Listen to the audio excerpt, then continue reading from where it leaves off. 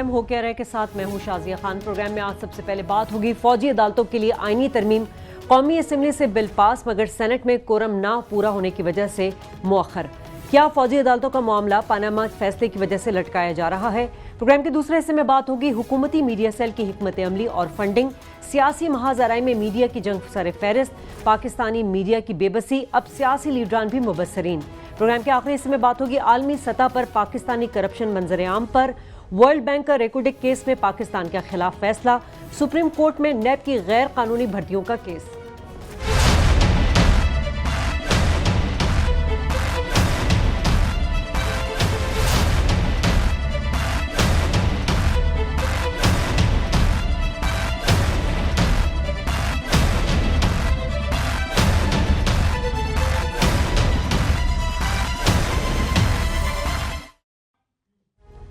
Programme کا آغاز کروں گی، اپنے پینل کا تعارف کراؤں گی۔ میرے ساتھ موجود ہیں ڈاکٹر فاروق سلیم اور خاور گھمن۔ آپ دونوں کو السلام علیکم۔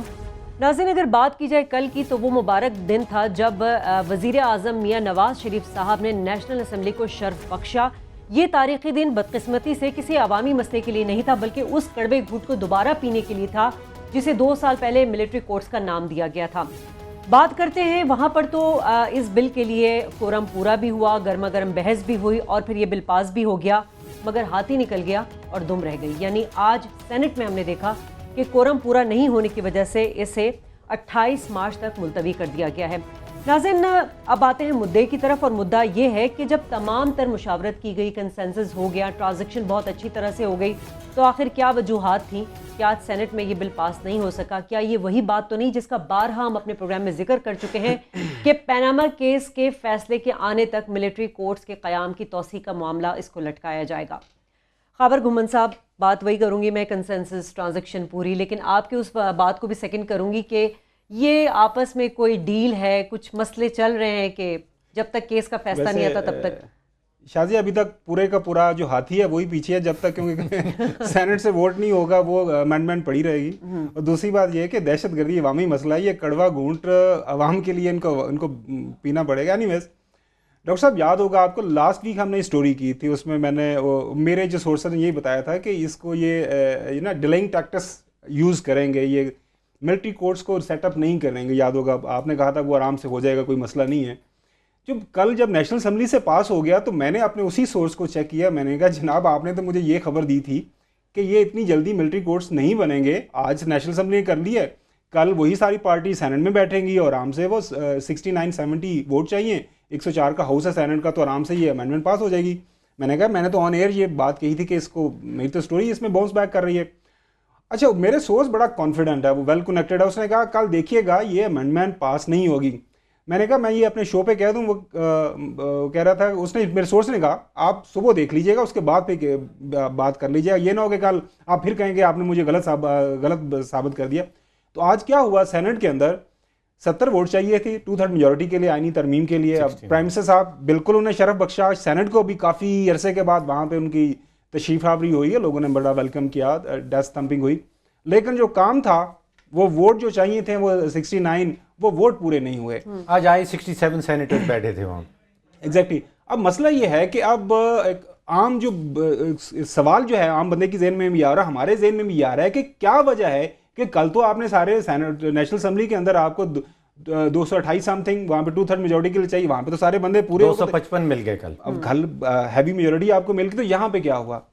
اچھا، ایک اور بڑے کی مزے کی بات ہے، وہ جو میرے سورس کی سٹوری وہ پہ ٹھیک ثابت ہوگی کہ یہ اس کو لٹکائیں گے۔ دیکھیے، آپ ملٹری کورٹ کو اور پیناما کو کسی طرح سے ملا رہے ہیں، وہ مجھے سمجھا دیجئے، میں سمجھ نہیں پا رہا ہوں۔ آپ کا موقف میں یہ سمجھ پایا ہوں کہ یہ ملٹری کورٹس اس لیے نہیں بنائے جا رہے کہ پیناما کورٹ کا پہلے فیصلہ آ جائے۔ وہ پیناما کورٹ کا اور ملٹری عدالتوں کا آپس میں تعلق بتا دیجیے۔ ڈاکٹر صاحب، جو ایک سٹوری جو گردش کر رہی ہے نا اسلام آباد کی ہواؤں میں، وہ یہ ہے کہ یہ پاکستان مسلم لیگ نون اور پاکستان پیپلز پارٹی کا ایک ان ریٹن ایگریمنٹ ہے کہ جی جب تک پاناما کیس کا فیصلہ نہیں ہوگا تو ہم یہ جو ملٹری کورٹ کو سیٹ اپ کر رہے ہیں تھوڑی ڈیلنگ ٹیکٹس۔ کیوں؟ کیا فائدہ ہے دونوں پارٹیوں میں؟ کیا فائدہ؟ اچھا، اس کی وجہ یہ ہے کہ دیکھیں اب یہ معاشی دہشت گردی کے کیسز بھی کافی زیادہ، اب وہ بھی معاشی دہشت گردی وہ بھی ہے، تو کچھ ان کو شک یہ ہے، ڈر یہ ہے، کل کلام کو ملٹری کورٹ بن جاتے ہیں، سپریم کورٹ کا فیصلہ آپ کے خلاف آ جاتا ہے، تو کوئی بلا مانس جا کے کورٹ میں چلا جائے گا بھائی یہ بھی تو کیسز ادھر لے کے جائیں. آپ نے حقائق بتا ان کو تھوڑا سا ڈر لگ رہا ہے. آپ نے جو حقائق بتا دیے وہ ٹھیک ہے, نیشنل اسمبلی کے حقائق بتا دیے وہ ٹھیک ہیں, سینٹ کا حقائق بتا دیے وہ بالکل درست ہے, لیکن یہ قیاس آرائی ہے کہ اس کی وجہ سے وہ ڈیلے ہو رہا ہے. دیکھیے میں نے وہ 11 جرائم جو فوجی عدالتوں کے لکھے گئے ہیں وہ سارے کے سارے دیکھے ہیں. اس میں فوجی اہلکاروں یا املاک پر حملہ ہے, دہشت گرد حملوں میں گاڑی کا استعمال ہے, دہشت گردی کے لیے اسلحہ رکھنا ہے. اس میں معاشی دہشت گردی کا کہیں ذکر نہیں ہے, اور جو 2 سال کی تاریخ ہے فوجی عدالتوں کی اس میں بھی کوئی معاشی دہشت گردی کا معاملہ سامنے نہیں آیا نہیں ہے. وہ ایک علیحدہ بات ہے, لیکن جو اسلحہ رکھنا ہے, سندھ میں کتنے لوگوں کے پاس اسلحہ نکلا ہے, وہاں پہ کتنے ایسے جو بڑے بڑے ابھی جن لوگ جو اپنی جو بیلز کرا کے بیٹھے ہوئے ہیں ان کے پاس دہشت گردی کے لیے اسلحہ رکھنا, ویسے اسلحہ رکھنا نہیں کہہ رہے ہیں. اچھا دہشت گردی کے لیے اچھا اب یہ ہے کہ اگر نہیں دیکھیں یہ جو ایک جو نیکسس ہے بٹوین دا دہشت گردی اینڈ معاشی, اگر آپ کسی لیول پہ ثابت ہو جاتا ہے تو وہ کیسز یقینی طور پر ثابت ہوا 2 سالوں میں 275 کیسز ٹرائی کیے فوجی عدالتوں نے کیے, 166 کو کنوکٹ بھی کیا گیا, اس میں کہیں بھی معیشت کا, کہیں کرپشن کا, کہیں ذکر آیا. ڈاکٹر صاحب یہ ایک کرٹیسزم ہے یہ فوجی عدالتوں کے اوپر, اور یہ میرے خیال میں ایک جائز کرٹیسزم ہے کہ پہلے جو 2 سال آپ کو ملے آپ نے وہ کام نہیں کیا جو کرنا چاہیے تھا.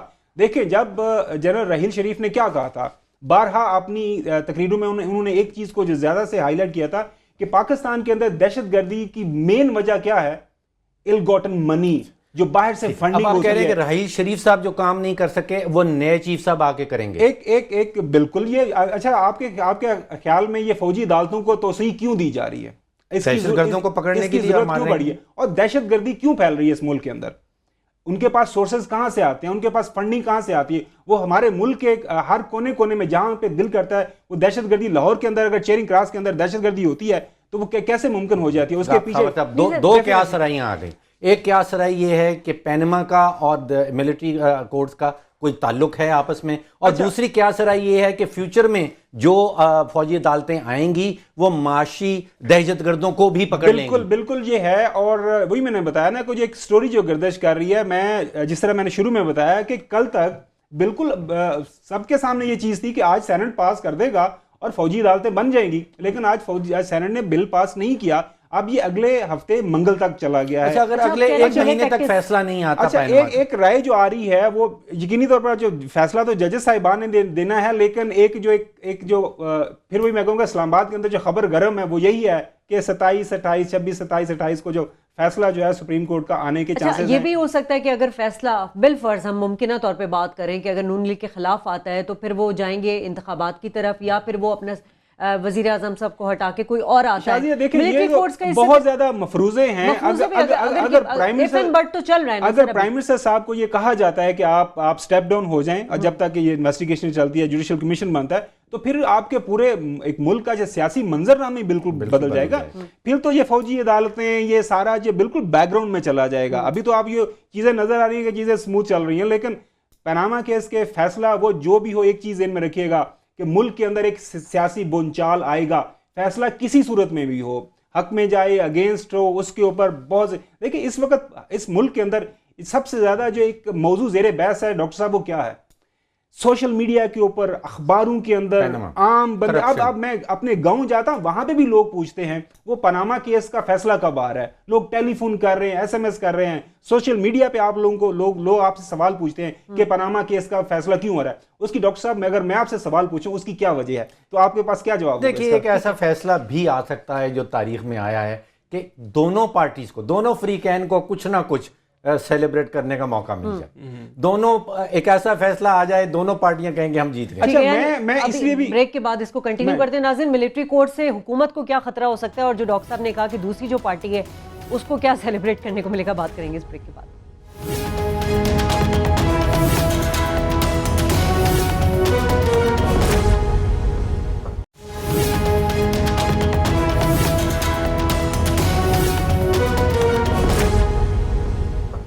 ویلکم بیک ناظرین. اور لگ بھگ 3 ماہ ہو چکے کہ ملٹری کورٹس کے قیام میں توسیع کے معاملے پر جو ہے وہ قوم کا پیسہ اور وقت جو دونوں ضائع کیا گیا. آج اگر یہ بل سینٹ سے پاس ہو جاتا تو یہ قانون بھی بن جاتا. میں نے بات کی تھی کہ ہاتھی نکل گیا دم رہ گئی. خاور صاحب اس بات سے ایگری نہیں کر رہے تھے کیونکہ آج اگر بل پاس ہو جاتا تو یہ قانون بن جاتا. سینٹ میں اور بھی اراکین تھے جن کو پتا تھا کہ آج ایسا کچھ ہونے والا ہے. وہاں پہ بڑا ایک عجیب و غریب واقعہ ہوا کہ آپ کو یاد ہوگا جب لاسٹ ٹائم یہ بل پاس ہوا تھا, پہلی دفعہ یہ 2 سال کے لیے ملٹری کورس بنے تھے, تب یہ چیئرمین سینٹ جب سینیٹر تھے, خالی سینیٹر تھے, تو انہوں نے بڑے روتے روتے فون وہ جنوری 2015 ان کی آنکھوں میں آنسو تھے کہ میں اپنے ضمیر کے خلاف ووٹ دے رہا ہوں. اچھا آج وہ وہاں پہ انہوں نے سیشن کو چیئر تو کیا, لیکن جب یہ سارا وہاں پہ ڈرامے بازی ہوئی اس کے بعد جو نیکسٹ چلا گیا کہ جی اب 28 مارچ کو جب ہوگا. نہیں, رضا ربانی کے حوالے سے ڈرامے بازی نہ کریں. نہیں سر دیکھیں, اب وہ کہہ رہے ہیں کہ میں 28 مارچ کو یہ چیئر نہیں کروں گا سیشن کو جب یہ دوبارہ ووٹ ہوگا. اس کا وہاں پہ جو پریس گیلری کے اندر جو قیاس رائے یہ ہو رہی تھی کہ رضا ربانی صاحب کے یہ نالج میں یہ چیز تھی کہ آج یہ بل پاس نہیں ہوگا اور میں اس تاریخ کا حصہ نہیں بنوں گا جہاں پہ جس اپر ہاؤس نے اس کو سب شاید انہیں نمبر دیکھ لیے ہوں کہ وہاں 67 سینیٹر بیٹھے ہیں, 69 اچھا ایک اور ڈاکٹر صاحب میں آپ سے, کیونکہ آپ اسی جنریشن سے وہ بلانگ کرتے ہیں, فرد اللہ بابر صاحب نے وہاں پہ ایک جو بیان دیا, یہ روزانہ میری جنریشن کا ذکر ضرور ہوتا ہے. اچھا وہ کہہ رہے ہیں کہ آئینی ترمیم کا جو تعلق ہے وہ پارٹی پالیسی کے ساتھ ساتھ وہ کہتے ہیں کہ جو اس میں میرا ضمیر بھی انوالو ہے اور میں اس بل کو ووٹ کرتے ہوئے اپنے آپ کو کافی ہلکا محسوس کروں گا. یہ پارٹی پالیسی اور جو انڈیویجول ضمیر کا ڈاکٹر صاحب یہ کیا فرق آتا ہے؟ دیکھیے پارٹی مفاد ہے, قومی مفاد ہے, آپ کا ذہنی دباؤ ہے, ذہنی سمت ہے. یہ دو سیاستدان جو ہیں رضا ربانی صاحب, فرت اللہ بابر صاحب, ان کا سیاسی جو کردار رہا ہے میرے نزدیک اس میں ایک ذہنی دباؤ کا بھی ایلیمنٹ ضرور شامل ہے. یہ سارا کا سارا پیورلی جو ہے یہ سیاسی مفاد کے اوپر نہیں اپنی سیاست لڑتے. بہت سارے سیاستدان ایسے ہیں جو اپنے ذہن کو اس کا دار و مدار ہی نہیں کہیں آتا. ڈاکٹر صاحب انتہائی معذرت ان دو شخصیات میں مجھے یہ نظر آیا. معذرت کے ساتھ 2008 سے لے کے 2013 تک پیپلز پارٹی کے جو ہزاروں کی تعداد میں آپ نے اتنے بڑے بڑے کرپشن کے کیسز, میں نے آج تک رضا ربانی صاحب کو ان پہ بات کرتے نہیں سنا, فرت اللہ بابر صاحب کو ان پہ بات نہیں کرتے سنا. کراچی کے اندر جو حالات ہے عوام کے, سندھ گورنمنٹ وہاں میں جو بیڑا غرق ہوا ہے وہاں پہ تو کوئی ان کی کمنٹری نہیں ہم نے کرتے سنا. یہاں پہ ان کو اپنے ضمیر کی آواز بڑی اچھی طرح سنائی دیتی ہے. چلیں آپ کی بات مان لیتے ہیں, لیکن کچھ میرے خیال میں اگر نہیں کر سکتے تو سائڈ پہ ہو جائیں گے, جی ہم نہیں ووٹ کرتے تو اس سے کیا ہوگا. وہ فوجی انداز آ گیا, بلیک اور وائٹ, کچھ گرے ایریاز بھی آتے ہیں. چلیں اب نون لیگ کی یہاں پر تو اسٹریٹجی جو ہے وہ کامیاب ہمیں ہوتی ہوئی نظر آئی ہے. 28 مارچ کو کیا ہوگا یہ تو 28 مارچ کو ہی پتہ چلے گا. ایک اور حکمت عملی کی بات کر لیتے ہیں نون لیگ کی حکومتی میڈیا سیل کی, اور جو ہمیں نظر آتا ہے کہ بڑی ہی ایکٹیو ہے, اور ہمیں یہ بھی نظر آتا ہے کہ مریم نواز صاحبہ جو ہیں اس کو لیڈ کرتی ہوئی نظر آتی ہیں. فنڈنگ کہاں سے ہوتی ہے اس پر بھی بات کریں گے. ڈاکٹر صاحب سب سے پہلے تو یہ بتائیے, یہ جو میڈیا سیل کا ٹرینڈ ہے, جیسے پہلوانوں میں داؤ پیچ ہوتے ہیں نا, اسی طرح مجھے لگ رہا ہے کہ ایڈوانس طور پہ جو ہے یہ داؤ پیچ کے معاملات ہیں, وائٹ واش کرنا ہے دوسری پارٹی کو. یہ صرف پاکستان میں نہیں یہ والا ٹرینڈ آ رہا ہے, یہ دنیا بھر میں. اب دیکھیے ہماری زندگیوں میں ایک زمانے میں سوشل میڈیا نہیں ہوتا تھا, اب سوشل میڈیا ہم سب کے لیے بھی بڑا امپورٹنٹ ہو گیا. تو پھر سیاسی پارٹیاں جو ہیں وہ جو سیاسی جنگ لڑتی ہیں, جو سیاستدان سیاسی جنگ لڑ رہے ہیں, ان کا ایک بڑا سارا عنصر جو ہے وہ میڈیا کے اندر بھی آ گیا ہے, روایتی میڈیا میں بھی آ گیا ہے, جیسے اخبار اور ٹیلی ویژن تو پہلے ہی چلا کرتے تھے, اور پھر غیر روایتی میڈیا جو ہے جس میں آپ کے پاس ٹویٹر آ جائے, فیس بک آ جائے, انسٹاگرام کا, اس میں بھی یہ سب پارٹیز ایکٹیو ہو گئی ہیں. نہ صرف پاکستان میں بلکہ دنیا بھر میں سیاسی پارٹیاں جو ہیں وہ ایکٹیو ہو گئی ہیں. 3 بڑے سوال خاور صاحب جو ذہن میں آتے ہیں کہ یہ اسٹریٹجک میڈیا سیل سے حوالے سے جو سوال پوچھا جاتا ہے کہ پرسرار سی کوئی اینٹی بن گئی ہے یا سامنے آ گئی ہے, اس کا پیسہ کہاں سے آتا ہے, اس کو فنڈنگ کون کرتا ہے, کس ذریعے سے آتی ہے, کون لوگ اس کے اندر کام کرتے ہیں, ان کے دفاتر کہاں پہ ہیں. اس سارے معاملے کے لیے آپ کو بڑے بڑے بجٹ چاہیے.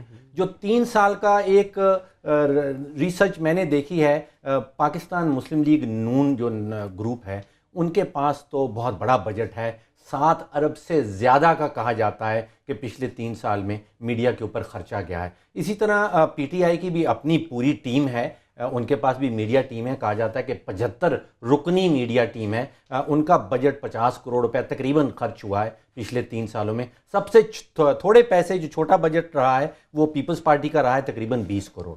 اب جو اسٹریٹجک میڈیا سیل کی بات آپ کر رہے ہیں, اس میں 2014 میں کہا جاتا تھا کہ ان کے پاس 15 رکنی یہ ٹیم تھی اور 2 کروڑ روپے کا سرکاری بجٹ دیا گیا تھا.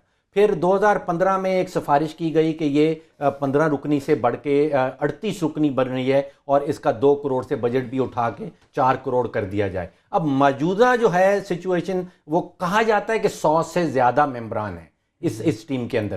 ہے ابھی بھی پرسرار معاملہ اور شاید 20 سے زیادہ شہروں میں اس کے دفتر بھی ہیں. بجٹ کا جو ہم نے سوال اٹھایا تھا، بجٹ کہا جاتا ہے کہ منسٹری آف انفارمیشن سے آتا ہے. منسٹری آف انفارمیشن کا بجٹ میں نے دیکھا ہے کوئی 8.3 ارب روپے کا اس سال کا بجٹ ہے، لیکن کہا جاتا ہے کہ جو پرائم منسٹر صاحب کے ثوابدیدی فنڈز ہیں، جو ڈسکریشنری فنڈز ہیں، وہاں سے بھی آتا ہے.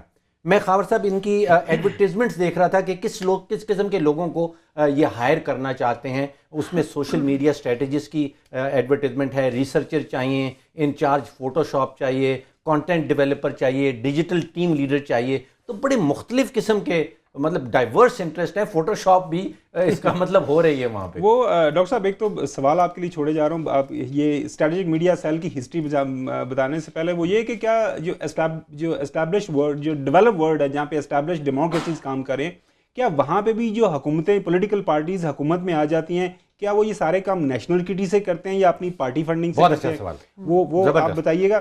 اچھا، یہ سٹوری میں نے نومبر 2015 کے اندر میں نے بریک کی تھی، جب اسٹریٹجک میڈیا سیل پہلے بنا تھا اور اس کے بعد اس کو انہوں نے فردر ایکسپینڈ ہو رہی، مجھے یاد ہے ایگزیکٹلی. اچھا، اس کے بعد ابھی یہ پرائم منسٹر آفس کے اندر یہ بیس ہے اور وہیں سے آپ نے بالکل ٹھیک کہا کہ شروع میں بڑے اسرار رہا ہے، لیکن آہستہ آہستہ یہ ایکسیپٹ کر رہے ہیں. اب یہ لیٹسٹ جو کام کرنے جا رہے ہیں، منسٹری آف انفارمیشن کا ایک سائبر ونگ 2008-9 میں بنا تھا، پی آئی ڈی کے اندر بیسیکلی. اس کا کام یہ تھا کہ ہماری ملک کی جو نظریاتی سرحدیں ہیں ان کی حفاظت کرنا، اور ہمارے جو سیولین ادارے ہیں وہ سائبر سیکیورٹی کے ایشو ان کو دیکھنا کہ کیسے، کیونکہ آج کل آپ کو پتہ ہے پوری دنیا کے اندر سائبر وار چل رہی ہے.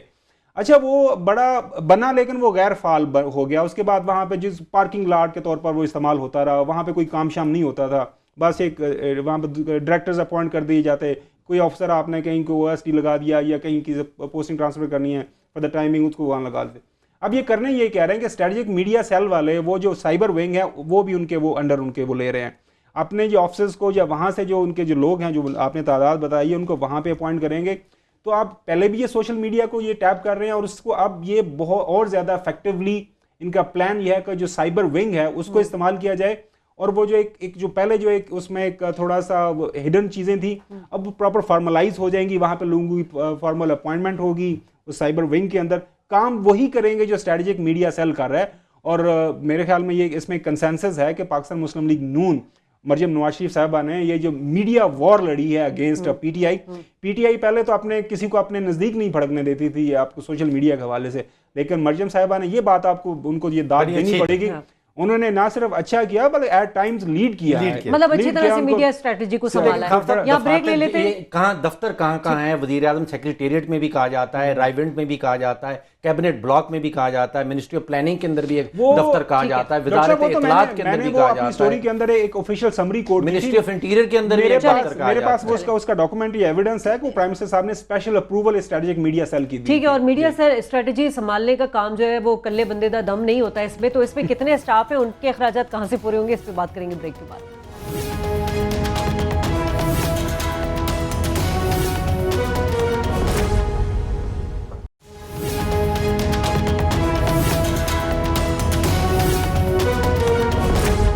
ویلکم بیک اگین ناظرین. بات ہو رہی تھی میڈیا سیل، وہ بھی نون لیگ کے حوالے سے. تو ضرور بنائیں کیونکہ وقت حاضر کے لیے ایک ضرورت ہے کہ آپ اپنے آپ کو پروموٹ کریں، اپنی پارٹی کے جو ہے آئیڈیاز اور اسٹریٹجی کو پروموٹ کریں، مگر بھائی اپنی جیب خرچیوں سے کریں، جو عوام کا پیسہ ہے اس سے نہ کریں. اس پر تو ہم نے بات کر لی.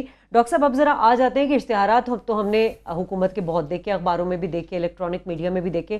اب جو ایک نیا ٹرینڈ بن گیا ہے کہ یہ ہمارے سابق صدور، ہمارے پولیٹیشنز یہ بیٹھ کے مبصرین اور صحافی بن گئے، تو ہم پولیٹیشین نہ بن جائیں پھر. دیکھیے شازیہ، جو برطانیہ کی پارلیمنٹ ہے وہ مدر آف پارلیمنٹس اس کو کہتے ہیں، اور سارا پارلیمنٹی جمہوریت جو ہے وہ دنیا بھر میں اسی کو فالو کرتی ہے.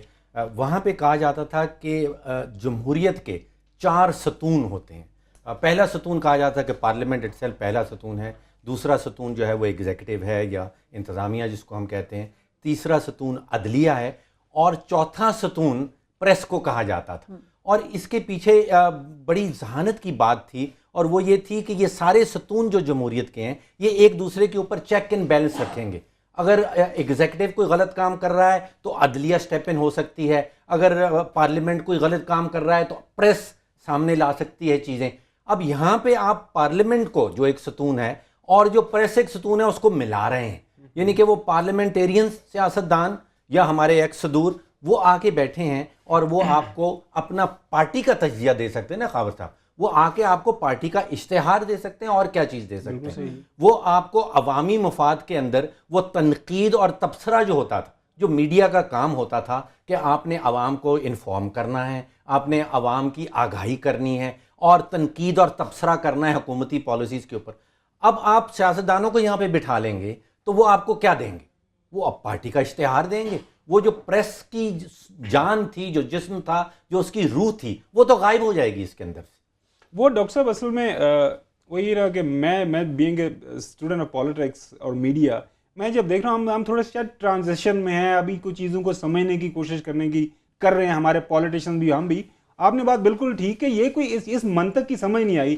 دو سابق صدور, ویسے ان کے جو دو سابق صدور ہیں میرے خیال سے they are spent force now, ان کے پاس اور کچھ کرنے کو نہیں ہے. ایک صاحب کی پارٹی تو زرداری صاحب تو اسپینڈ فورس نہیں ہے, نہیں اب میرے حساب سے ہی اسپینڈ فورس کہہ رہے 40-45-65 سیٹیں, اور جنرل صاحب جو ہیں وہ باہر بیٹھے ہوئے, آپ کو پتا ہے وہ دبئی میں بیٹھ کے اپنا منجن بیچنے کی کوشش کر رہے ہوتے ہیں. میرے نزدیک تو ان کا میرا سیاسی مستقبل کوئی نہیں ہے, تو وہ اب ٹائم مل رہا ہوتا ہے. کس کا دل نہیں کرتا شام کو اچھے کپڑے پہنے ٹیلی ویژن پہ بیٹھے ہیں, دنیا دیکھ رہی ہے آپ کو, آپ نے برانڈیڈ سوٹس پہنے ہوئے ہیں, لوگوں کو اپنے جو پرلز آف وزڈم بتا رہے ہیں.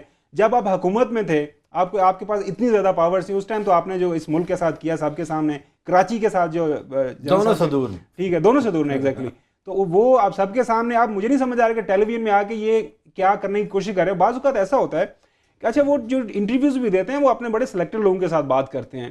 اس کی وجہ یہ ہے کہ کوئی مشکل سوال نہ پوچھ لیں, کیونکہ ان سے 2-4 سمپل چیزیں پوچھنے والی ہیں. اگر جنرل مشرف صاحب سے میں کبھی انٹرویو کروں تو ایک سوال پوچھوں کہ کراچی کے اندر جتنا میس اور مہم کریٹ ہوا, وہاں پہ ہزاروں کی تعداد میں لوگوں کی جانیں ضائع ہوئیں, ہزاروں کی تعداد میں فیملیز تباہ ہوئی, اس کا ذمہ دار کون ہے؟ کیا آپ کے کنٹرول نہیں رہا وہاں پہ 2000 سے آنورڈ 2007-8 تک؟ کون ذمہ دار تھا؟ یا سیاسی مفادات سامنے آ گئے. ایگزیکٹلی, وہاں پہ جب ایم کیو ایم کو آپ نے مادر پتر آزاد رکھا, اور وہاں پہ وہ جب لندن سے بیٹھ کے دھمکیاں آتی تھی کہ فلانے کی بوری بھی تیار ہوگی, فلانے کی, اور بوریاں تیار ہوتی تھیں, اور لوگوں کو وہ بوریوں میں ڈالا گیا, وہ سارے اس کے بارے میں کوئی نہیں پوچھے گا. ابھی ان کو کہیں تیسرے ملک سے وہ بلین مل جاتے ہیں, چوتھے ملک سے فلانے پیسے مل جاتے ہیں, پانچویں ملک میں یہ بھی کوئی نہیں پوچھتا, پینٹ ہاؤس یہ بھی پوچھا جائے نا. اور اس کے بعد اگین اس ملک کی بدقسمتی دیکھے, اس ملک کے عوام کی بدقسمتی دیکھے, پھر بھی ہم بیٹھ کے سامنے وہ ٹیلی ویژن کے سامنے بیٹھے ہاتھ جوڑے ان کی بات سن رہے ہوتے ہیں, اور ہمارے بہت سارے لوگ ان کو باتوں کو یقین بھی کر رہے ہوتے ہیں, ہاں یار بندہ گل ٹھیک کر رہا ہے.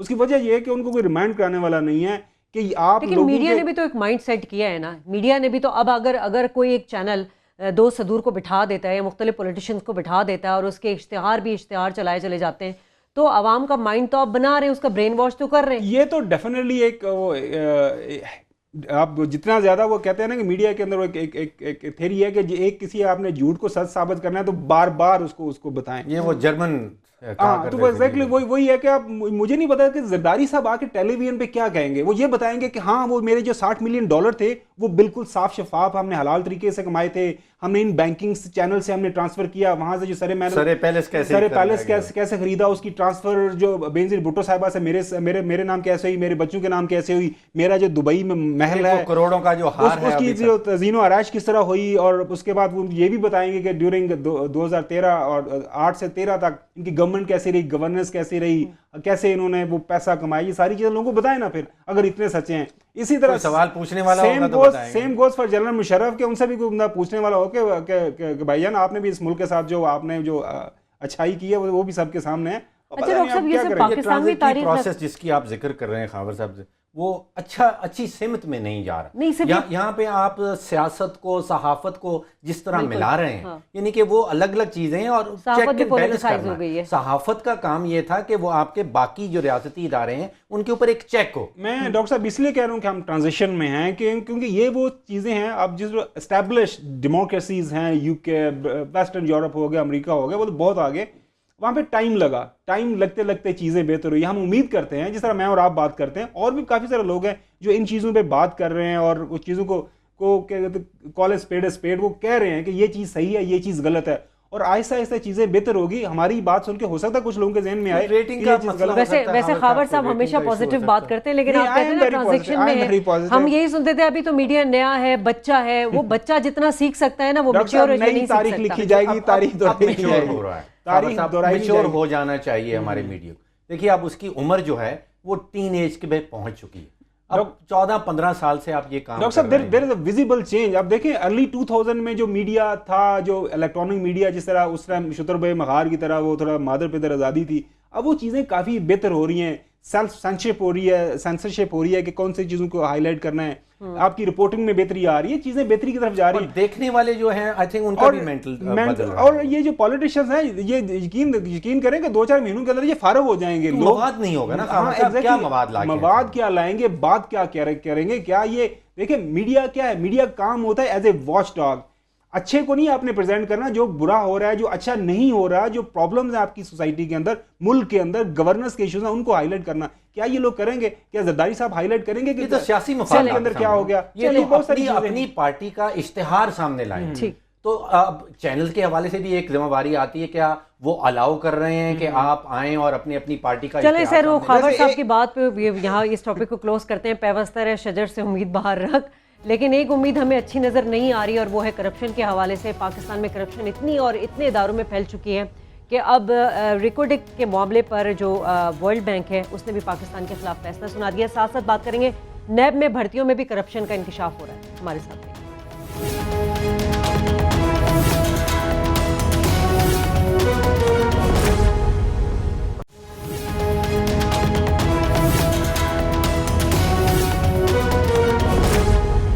پروگرام میں ایک بار پھر خوش آمدید ناظرین. اور وطن عزیز جو ہے وہ معدنی وسائل سے مالا مال ہے, مگر بدقسمتی ہماری یہ ہے کہ کرپشن اور کانفلکٹ آف انٹرسٹ نے اس ملک سے ہر چیز چھین لی ہے.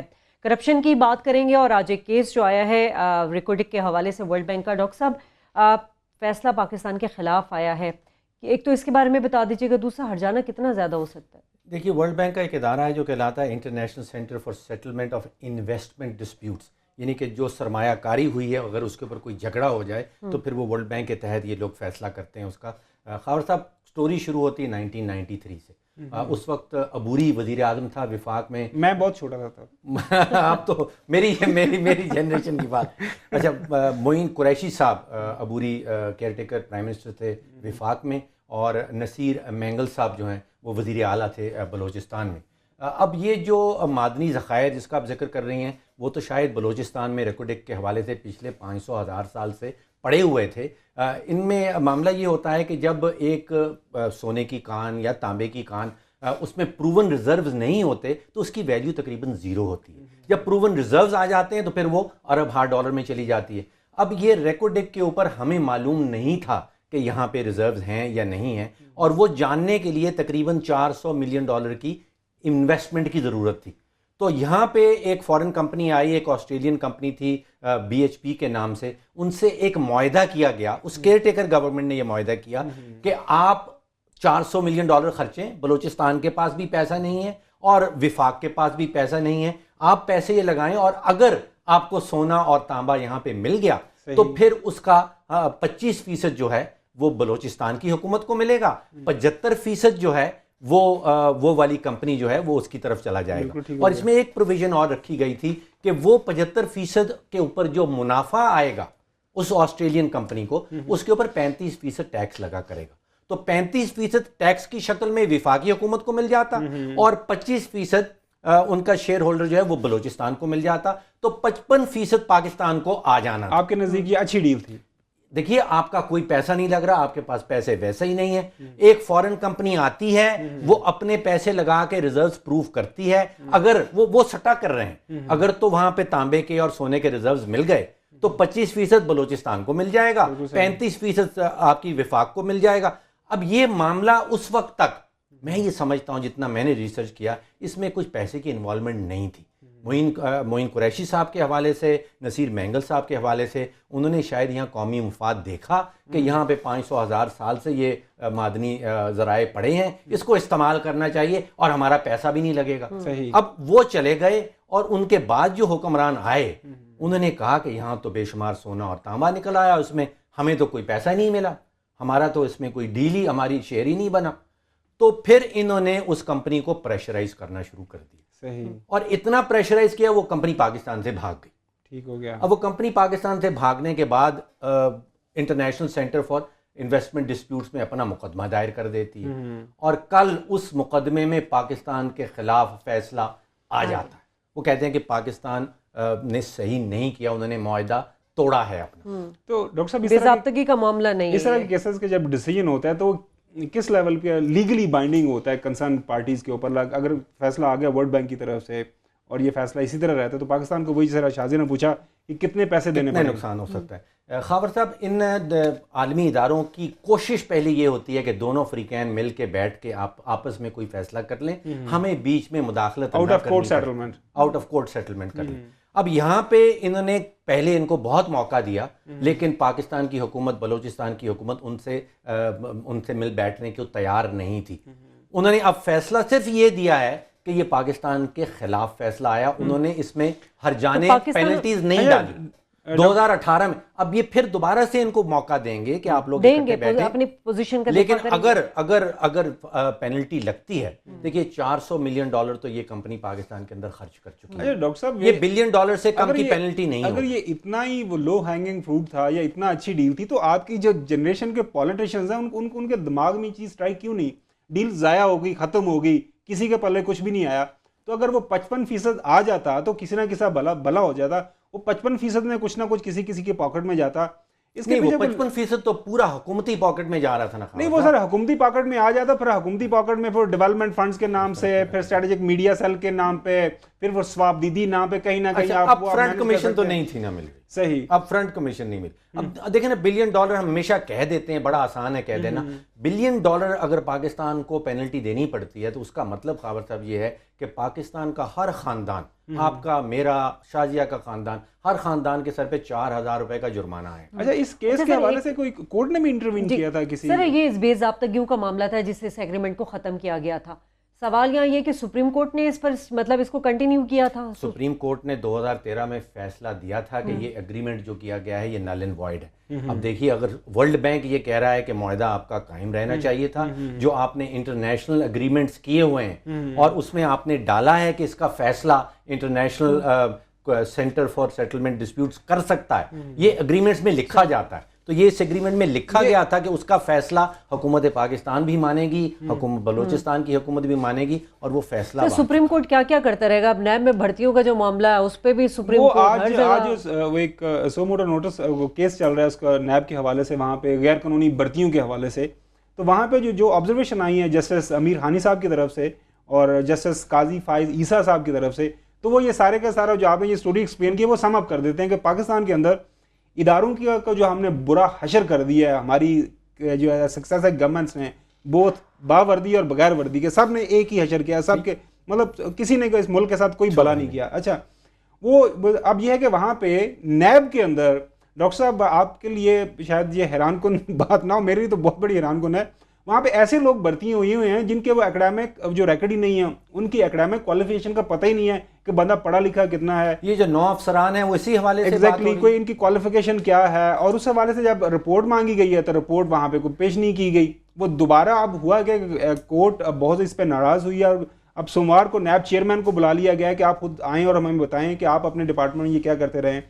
اور ذاتی طلبی وہاں پہ کمپلسری ہو گئی. ایگزیکٹلی، جیسے مجھے تو خواجہ آصف کا وہ جملہ یاد آ رہا ہے، کوئی شرم ہوتی ہے، کوئی حیا ہوتی ہے. اس پہ انہوں نے یہ بھی کہا ہانی صاحب نے کہ اگر ایسے لوگ نیب چلائیں گے تو یہ ملک تو تباہ ہو جائے گا. اور ساتھ میں وہ جو جسٹس قاضی صاحب کا کیا ان کا جو آبزرویشن دی کہ اگر نیب ایک سمپل سی رپورٹ یہ نہیں بنا کے ہمیں دے سکتا کہ نیب کے اندر کون کون آفیسرز ہیں، ان کی کیا کیا کوالیفیکیشن ہے، تو یہ انویسٹیگیشن بڑے بڑے کیسز کی کیسے کریں؟ وہ تو ہمیں سب کو سامنے پتہ ہے. کورٹ کے اندر پیناما کیس کے حوالے سے جو ان کا سٹینس لیا گیا، اور ویسے بھی مختلف کیسز آج کل آپ کو پتہ سپریم کورٹ میں چل رہے ہیں نیب کے حوالے سے، تو یہ انویسٹیگیشن نہیں کرتے. ان نیب کا صرف ایک ہی فوکس ہے، ایک ہی ایریا آف ایکسپرٹیز ہے، وہ ہے پلی بارگین. آپ کوئی 5-10 کروڑ پیسہ آپ کہیں سے کھائیں، اس کے بعد پلی بارگین کریں، کچھ پرسنٹ ہے آپ کے پاس، 25% ان کے پاس، آفیسرز کے بونس، اس کے بعد اس میں جو کچھ پیسہ بچے گا وہ قومی خزانے میں جمع کرائیں گے، لمبے اشتہار چلائیں گے، جی دیکھیں ہم نے قومی خزانہ میں اتنے پیسے جمع کرائے، और बाकी दरमियान में जो कट्स लगे। अच्छा खबर साहब, ये जो मुश्ताक रईसानी वाला केस हुआ था उसके बाद अदालत ने प्ली बार्गेन कानून पर भी कोई बात की? वो हुआ था, फिर ऑर्डिनेंस आ गया था, उस ऑर्डिनेंस के अगेंस्ट हमारी वही मोहतरम हमारी पाकिस्तान पीपल्स पार्टी है, वो सेनेट के अंदर उसके खिलाफ रेजोल्यूशन आ गई थी।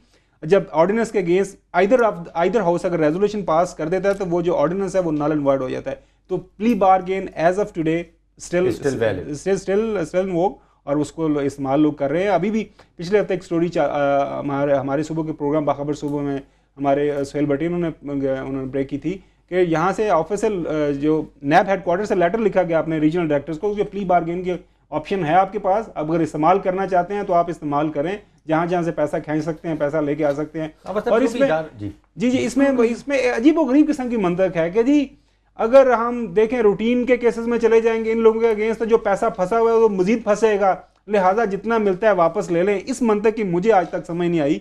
अगर हावर गुम्मन ने, अगर डॉक्टर साहब ने, शाहजेह ने अगर करप्शन की है तो send them to the jail, उनका मुंह काले करें, दुनिया को बताएं इन्होंने करप्शन किया, इस मुल्क का पैसा खाया। ये क्या बात हुई कि जितना पैसा मिलता है वापस लेने, उसकी कोई जायदाद नहीं होगी, उसके कोई बच्चों की जायदाद नहीं होगी, वो कहीं रहता नहीं होगा, उसका घर नहीं होगा, गाड़ी नहीं होगी, उसको कॉन्फिस्केट करें। देखिए इसका पैगाम क्या जा रहा है, लेकिन यूनिवर्सिटी में जो नहीं, बच्चे पढ़ रहे हैं exactly, वो क्या पैगाम लेते हैं? वो यही लेते हैं कि अरब रुपए आप कहीं से बनाओ, बिल्कुल सही, और फिर इनको 2-4 करोड़ रुपए देके छूट जाए। बिल्कुल सही। So that's what is happening.